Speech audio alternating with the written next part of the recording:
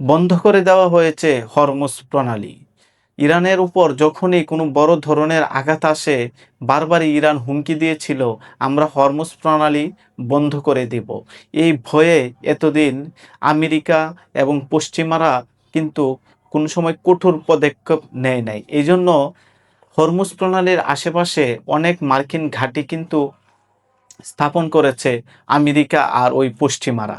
এখন ইসরায়েল এবং আমেরিকার যৌথ অভিযানে হত্যা করা হয়েছে ইরানের সবচেয়ে বড় নেতা আয়াতুল্লাহ খামেনিকে। এর প্রতিক্রিয়ায় বন্ধ করে দেওয়া হয়েছে হরমুজ প্রণালী।